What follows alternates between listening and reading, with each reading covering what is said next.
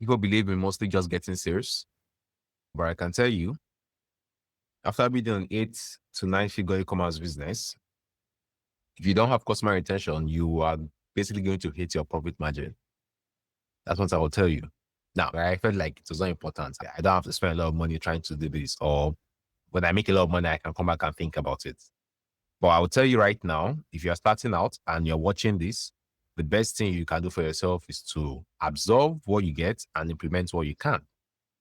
Because if you start implementing these strategies right now, mostly when you're a beginner, you actually keep a lot of profits in your business. That's number one. If you're someone who's already making money in e-commerce already, you start seeing how you can keep more profits in your business. These are like the silent thing in e-commerce. It's like the bottom of the iceberg, right? It doesn't really matter on the surface, but deep down, it makes every part of your e-commerce business work really well. So today we're going to talk about compounding e-commerce customer retention systems, which is basically how to do customer retention. I've gotten this to multiple times of conversation calls. They're like, I want to get customer to come back and buy. What will I do? So it's not what you do. It's about thinking about the customer. Think about it. Every time you've gone back to a brand to buy from them, they did something that made you want to come back and buy from them, right? So you can't just say, okay, I want the brand to come back and buy for me, or I want these guys to buy from me without actually doing something different that will make them want to come back and buy from you, right? And most times, as an e-commerce owner, when you buy things online and you have a good experience, your goal should be to document that and find a way to implement it for yourself. See the point? Document whatever experience you have, any business owner or any e-commerce business, and find a way to implement it for yourself. But the first misconception people have about customer retention is this, that just because someone bought from you, they enjoy the product, they can come back and buy, or they should come back and buy, right? Doesn't work that way. So we're going to talk about various things. But first things first, we're going to talk about why retention matters, right? That's the first thing, why retention matters. Now, retaining customer is way more cost effective, way more than actually acquiring new customers, because it reduces marketing spend and advertising expenses. And the second thing that it does, you just get people to pay before delivery most times, right? Without question, because they trust you already, and it's just a very easy win-win, right? It makes your job easier. It makes their job also easier. Cost per acquiring customers is really high. And it's important to always look at it from that point of view, that every time I acquire a new customer, I spend a certain amount of money. For me to keep spending that amount of money, I need to be profitable, right? Now, if there's something I can do that will reduce the ad spend I'm spending or the cost of acquiring customers, should I do it? If it's yes, you should do it. Number two is, if it's going to help me in my profits, should I do it? If it's yes, you should do it. You see the point? So it's about looking at multiple things that you can do in your e-commerce business to basically reduce your profits. Last night, I was looking at a particular guide, which I'll be releasing probably like in the next a week or so. It's called Winning E-commerce Profit Secrets. I got the idea basically from somebody who was like, oh, why don't you just have a secret thing where you have the best of the best 80-20 rules of e-commerce business in general, right? And I was like, okay, cool. There are some part of e-commerce business where people usually ignore, which is like the profit part. The point is that I know those things are important, but most people don't think about profit. People think about sales in the beginning, like I said. Except you started making a lot of money e-commerce, you made a lot of millions, and you're like, oh, I'm making like 10 million. Why am I seeing just 2 million in my account, or 3 million in my account, or to 1 million in my account? So customer retention is very important.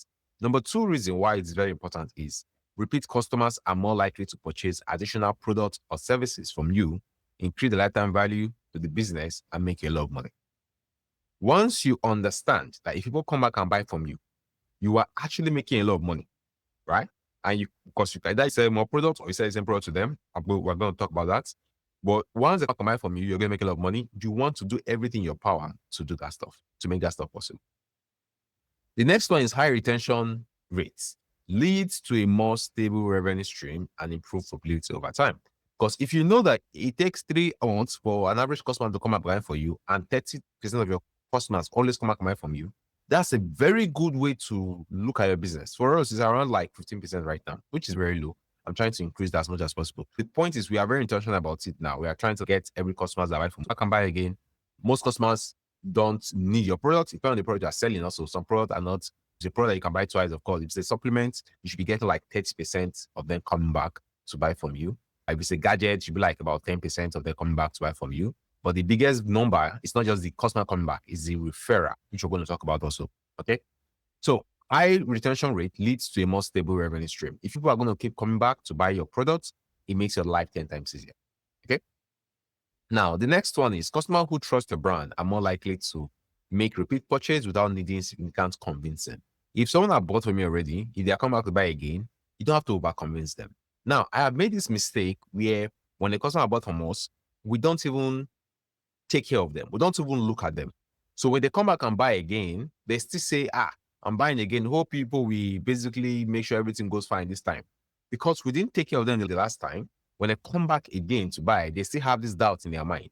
So what you want to do is whenever you're servicing a customer, whenever you're working with a customer, you want to make sure you work with them really so that when they come back to buy next time, they don't have any form of doubt in their mind about if this product is the product they should buy or not. Okay, so it's important to think about it.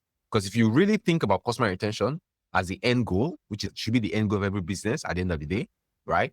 You are in my program right now. I'm moving through snow and rain and sun to make sure I give you enough value. I'm trying to retain you. So probably one day there might be a program that I release that you might like, oh, I want this stuff.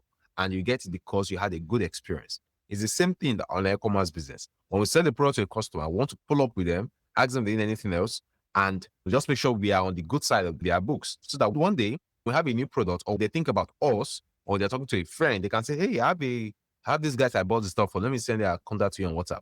They send their contact to them on WhatsApp. Or they can just put a word, or they can come back and say, hey, how are you guys doing? I want this product. You guys have it. Or I want to buy a product again. I hope the price has not increased right now. That's what people actually come to us to say now, because of course prices have increased in the market. But because they had a good experience, even if products like 10,000, be like, okay, it's 10,000 right now. However, because you're a past customer, you pay 27,500. And I'm like, oh, really? And they'll buy it. So the goal is you want to basically put yourself on a good part of the books in terms of the customer. Let's talk about something that is very important. Because like I said in the beginning, people usually focus on just getting sales. Now, there is a mindset that you shouldn't have in e-commerce. And the mindset is we usually call it crash and burn, right? Crash and burn is like you just sell any products, you make money, throw away the customers, throw away the rest of the products, move to the next product. You don't want to do that. You might think it's the right thing to do. You're trying to do this as a side hustle, blah, blah, blah. Let's say you're making money from business, it's profitable. And this is what is putting food on your table every blessed day. I will advise you to start having the retention mindset and not the acquisition mindset. I advise you to start having the mindset of, I want to build this as a business, as a brand that I'll be proud of, that will be here like in the next 3 years, 5 years, 10 years, right? You and I don't know what will happen in 5 years, 3 years, 10 years. But basically, you want to build that mindset. And if you build that mindset, you're going to have the retention mindset. So let's talk about it. Why customer acquisition is essential for growth? You can't remove that. You must always keep getting sales, no matter what. Focusing solely on needs can lead to high churn rate and wasted efforts. Meaning, a lot of people come and buy from you one time, they will leave, and then you will literally start your market from zero. So it means that every month you are starting from zero. You see the point? Every month you're starting from zero. There's no good really you've done because there's no customer that is sending someone to you, or there's no customer that is just coming back to say, hey, I want to buy your product. So how much is it now? There's no customer come back to say, hey, do you have this product I can buy? Because you don't have good relationship with the customers. So what I'm trying to say here is it's important that you don't just focus on just acquiring customers alone. But that's the first thing. By the way, let's be clear on that.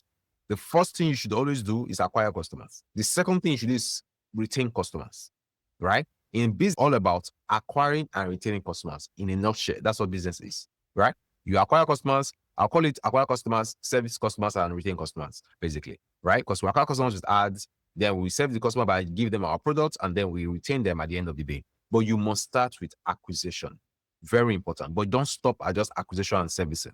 You must acquire, service, and then retain so that you grow your business. So every month, no matter what, people are going to come to me because I've actually helped a lot of people in my industry, and they can also send people to me, and I can send more products to them and many other stuff like that. Okay. So a balanced approach ensures that existing customers continue to provide value while new customers are brought in. So you get people who are already there, who are still giving you value while you are going to get new customers outside to come every blessed day. That's the normal thing. It doesn't have to be the same people, obviously. It can't be the same people. But at least 50 or 60 of them come back to buy or to rebuy or to send someone to you, right? And I call it the commanding repurchase. You do commanding repurchase in 3 main ways. Number one, you sell the same products to them, which is any customers who buy from you, you want to be able to sell your products to them again, right? Now, these are all mindset things.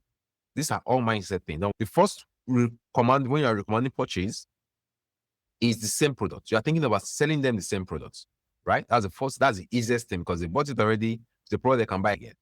The second one you must have is a different product. This is why I preach about being in a niche. If you're in a niche, you can have multiple products in that niche. If you're not in a niche, you won't have a lot of products in the niche. You just have one product you're selling. And you can't recommend purchase. A good example is you're selling like a treadmill. Most people buy one treadmill in the house and every other family will use the treadmill. Now, if you have a different product, let's say you now have set of dumbbells or set of skipping rope or set of steppers, you can sell those different products to them because you validated them as a fitness person or someone who wants to take fitness very serious. So you can sell other products to them easily if you have other products. Mostly when you've done a good job at making them like you when they bought your first product. This is very key, right? They don't like you the first time they bought your product. Of course, there's no way they'll just block you or archive your chat or just put your number on all this stuff, right? But if they liked you, if you did a good job, you took care of them, you follow up with them, come on, it's easy for them to actually come back and buy a different product from you. And the third way to recommend purchase is to get new customers from old customers, which is usually referral, right? You get new customers from old customers, meaning because they had a good experience with you, the old customers right now go ahead and tell new people about you. And then they come to you without paying for ads or whatever. They come to you and buy from you. We have a lot of that. And we also find a way to do that, what we do to actually trigger people to actually tell people about us. And then people come to us and say, hey, my friend told me about you guys. You have this product, right? And then we'll just go in, right? So you want to do things like that. Now, let's talk about some key metrics